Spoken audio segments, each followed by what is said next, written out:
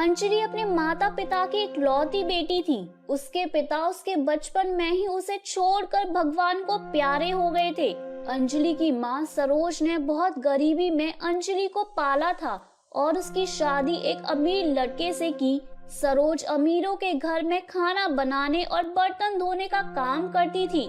सरोज ने सारी जिंदगी गरीबी में गुजारी थी, लेकिन वो नहीं चाहती थी कि उसकी बेटी अंजलि इसी तरह से गरीबी में दिन गुजारे। सरोज जब अमीरों के घर में काम करने जाती तो उनकी शानो शौकत देखकर सोचा करती, अमीरों की जिंदगी कितनी अच्छी है। दिन भर सोफे पर बैठे रहो और नौकरों पर हुक्म चलाते रहो। कुछ भी करके मैं अपनी बेटी अंजलि की शादी अमीर घर में करा कर रहूंगी, जिससे उसकी जिंदगी ऐशो आराम में कटेगी। ऐसा सोचकर सरोज जहाँ काम करती थी वहाँ मालकिन से ये बात बताई और उनसे 1 लाख रुपए उधार मांगे। मैं तुम्हें पैसे तो दे दूंगी, लेकिन तुम इतने पैसे चुकाओगी कैसे? मालकिन, मैं सारी जिंदगी आपके घर में काम करके पैसे चुका दूंगी। ठीक है फिर सरोज। सरोज ने अंजलि की शादी के लिए जिंदगी भर के लिए बदुआ मजदूरी को गले लगा लिया था। इस बात से बेखबर अंजलि तैयार हो रही थी, क्योंकि आज उसे लड़के वाले देखने आ रहे थे।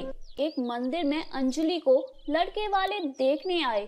सरोज ने लड़के की माँ से कहा, बहन जी, मेरी बेटी पढ़ी लिखी नहीं है, लेकिन देखने में बहुत सुंदर है और घर का सारा काम काज जानती है। अरे बहन जी, हमें कौन सा लड़की से नौकरी करवानी है? हमारा तो खुद ही इतना बड़ा बिजनेस है। हमें तो बस ऐसी लड़की चाहिए जो घर के नौकरों पर नजर रखे और उनसे काम करवाए। लेकिन आपको दान दहेज देने के लिए मेरे पास पैसे नहीं है। मैं तो बस बारातियों को खाना खिला सकती हूँ। अरे बहन जी, दान दहेज की भी कोई जरूरत नहीं है। आप बस अपनी अंजलि की शादी मेरे बेटे दीपक से कर दीजिए। सरोज बहुत खुश हो गई। कुछ दिनों के बाद अंजलि की शादी दीपक से हो जाती है। शादी के बाद अंजलि अपने ससुराल आ जाती है। वहाँ का ठाट बाट देखकर अंजलि सोचती है, मेरा ससुराल कितना अमीर है। चलो अच्छा हुआ गरीबी से छुटकारा मिला। मेरा मायका कितना छोटा था, वहाँ ना तो एसी थी ना ही फ्रीज। आने जाने के लिए अपने पैरों पर ही चलकर जाना पड़ता था। यहाँ तो ढेरों गाड़ियाँ हैं, नौकर चाकर हैं। मेरी जिंदगी तो बड़े आराम से गुजरेगी। अंजलि को ससुराल में कोई काम नहीं करना पड़ता था। वो दिन भर बिस्तर पर बैठी रहती, नौकर चाकर उसकी खिदमत करते। वहीं अंजलि की गरीब माँ सरोज सिर्फ 1 लाख रुपए के लिए जिंदगी भर के लिए बधुआ मजदूर बनकर रह गई थी। वो दिन के 12 घंटे अपनी मालकिन के यहाँ काम करती और उसकी मालकिन उसे रूखा सूखा खाने को देती। धीरे धीरे वक्त गुजरता गया। सरोज अब बूढ़ी हो गई थी और कमजोर भी। उससे अब ठीक तरह से काम नहीं हो पाता था, लेकिन उसकी मालकिन को उस पर जरा भी दया नहीं आती। वो अब भी उससे पहले की तरह काम करवाती। इधर शादी के बाद अंजलि ने एक बार भी अपनी माँ को याद नहीं किया। एक दिन, अंजलि, हमारी शादी को इतने साल हो गए हैं, क्या तुम्हें अपनी माँ की याद नहीं आती? तुमने कभी अपनी माँ से मिलने की इच्छा नहीं जताई।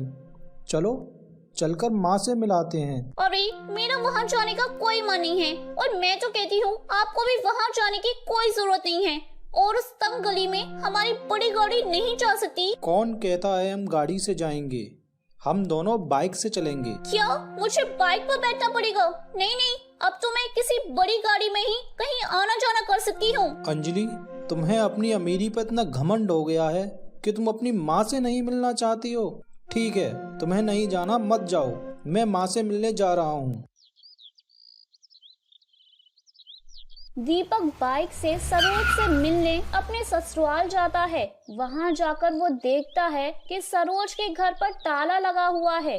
वो पड़ोसन से सरोज के बारे में पूछता है। वो तो शहर के सबसे बड़े सेठ के यहाँ काम करती है। सुबह 6 बजे जाती है तो रात को 8 बजे आती है।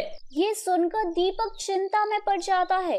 वो पड़ोसन से सरोज की मालकिन का पता पूछकर वहाँ जाता है। वहाँ पहुंचकर जब उसने दरवाजे की घंटी बजाई तो दरवाजा सरोज ने ही खोला, लेकिन उसे पहचानना मुश्किल हो रहा था।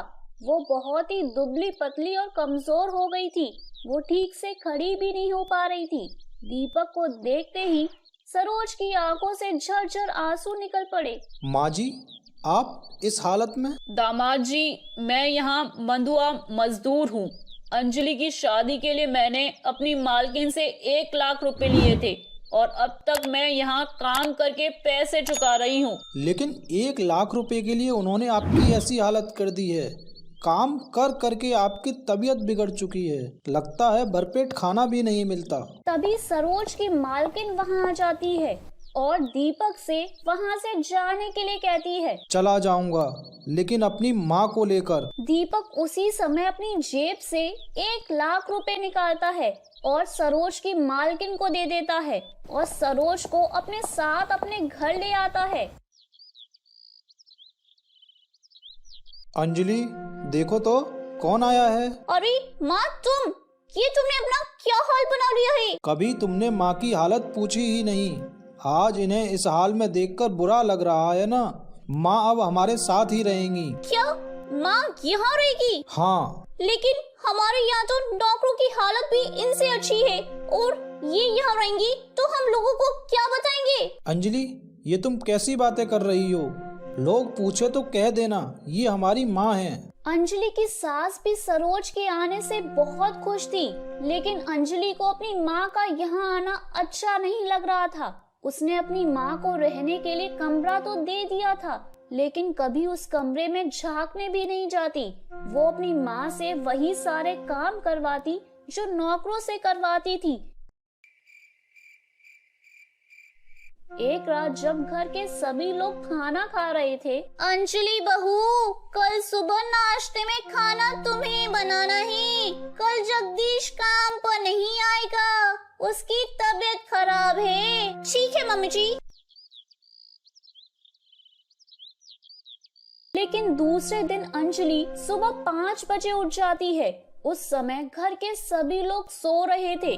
वो सरोज के कमरे में जाती है और सभी के लिए नाश्ता और खाना बनाने के लिए कहती है। माँ, सभी के लिए नाश्ता और खाना बना दो और किसी से ये मत कहना कि ये सब तुमने किया है, नहीं तो मैं तुम्हें इस घर से निकाल दूंगी। सरोज अपनी ही बेटी के बदलते हुए रूप को देखकर हैरान थी, लेकिन वो कुछ नहीं बोली और उसी समय उठकर रसोई में चली जाती है।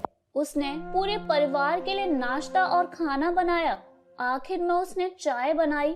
तब तक सभी लोग सोकर उठ गए थे। तभी अंजलि रसोई में आती है और सरोज को उसके कमरे में जाने के लिए कहती है। उसके बाद वो सबके लिए टेबल पर चाय नाश्ता लगाती है। अरे वाह, नाश्ता तो बहुत टेस्टी बना है।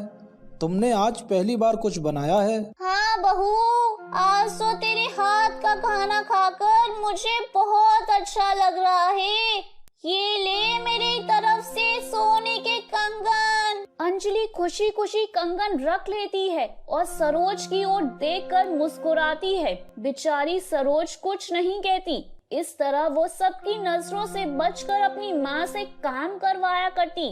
माँ से बात करने के बहाने वो सरोज को अपने कमरे में बुलाती और उससे अपने पूरे शरीर में तेल मालिश करवाती। बेचारी सरोज अपनी ही बेटी के ससुराल में नौकर बनकर रह गई थी, लेकिन अंजलि को इस बात का बिल्कुल भी एहसास नहीं था कि वो क्या कर रही है। दीपक और कमलेश के सामने तो वो सरोज की खूब खातिरदारी करती, जिससे कि उन्हें कोई शक न हो। कुछ दिन और बीत गए। अंजलि अब माँ बनने वाली थी। सरोज अब अंजलि का खूब ख्याल रखती थी। इसी बीच एक बार दीपक और कमलेश को शहर से बाहर जाना पड़ा। अंजलि, मैं और माँ कानपुर जा रहे हैं। बुआ जी की बेटी की शादी है। तुम्हारा 7वां महीना चल रहा है। ऐसी हालत में तुम्हारा ट्रेवल करना ठीक नहीं है। तुम और माँ घर पर रहो, हम लोग 2 दिन में आ जाएंगे। ठीक है, अब जाइए। कमलेश और दीपक कानपुर चले जाते हैं। उनके जाते ही अंजलि अपने माँ के साथ बहुत बुरा व्यवहार करने लगती है। उसने 2 दिन के लिए घर के सभी नौकरों को छुट्टी दे दी और सरोज को घर के कामों में लगा दिया। बेचारी सरोज को खाना बनाने, बर्तन धोने, कपड़े धोने, घर की साफ सफाई करने में लगा दिया। सरोज से जल्दी जल्दी काम नहीं हो पाता था। वो धीरे धीरे काम कर रही थी, जिस पर अंजलि उसके ऊपर चिल्लाई और उसे भूखा प्यासा एक कमरे में बंद कर दिया। सरोज सारा दिन उस कमरे में बंद थी, जिसे अंजलि ने बाहर से ताला लगा दिया था। लेकिन रात होते ही अंजलि की तबीयत अचानक खराब हो गई। उसके पेट में बहुत तेज दर्द होने लगा। वो दर्द के मारे बुरी तरह से झटपटा रही थी। उसकी हालत इतनी खराब हो गई थी कि वो सरोज के कमरे तक भी नहीं जा सकती थी। लेकिन माँ का दिल तो माँ का दिल होता है। अंजलि की चीखने की आवाज सुनकर सरोज खिड़की का शीशा तोड़कर कमरे से बाहर आ गई। उसने फौरन एम्बुलेंस को फोन करके बुलाया और अंजलि को हॉस्पिटल ले गई। अच्छा किया जो आप इन्हें अस्पताल ले आई। इनका अभी ऑपरेशन करना पड़ेगा। बच्चे की हालत ठीक नहीं है। ठीक है डॉक्टर साहब, आप ऑपरेशन कीजिए। डॉक्टर अंजलि का ऑपरेशन करता है और अंजलि एक प्रीमैच्योर बेबी को जन्म देती है। इधर सरोज फोन करके दीपक और कमलेश को सारी बात बता देती है। बच्चे के जन्म के कुछ दिन तक दोनों को हॉस्पिटल में रखना पड़ता है। कुछ दिन के बाद दोनों घर आ जाते हैं। अंजलि को अपनी किए पर बहुत पछतावा होता है। वो सरोज से माफी मांगती है और वादा करती है कि अब कभी भी अपनी अमीरी पर घमंड नहीं करेगी। तो मेरे प्यारे दोस्तों, कैसी लगी आपको मेरी ये कहानी? मुझे कमेंट करके जरूर बताएं और अपने दोस्तों के साथ शेयर करें। अगर आपने मेरे चैनल को अभी तक सब्सक्राइब नहीं किया है तो नीचे वाले बेल आइकन को दबाकर सब्सक्राइब कर लें। तो मिलती हूँ मैं आप सभी से फिर एक नई कहानी के साथ। तब तक आप अपना ध्यान रखिए। बाय बाय दोस्तों।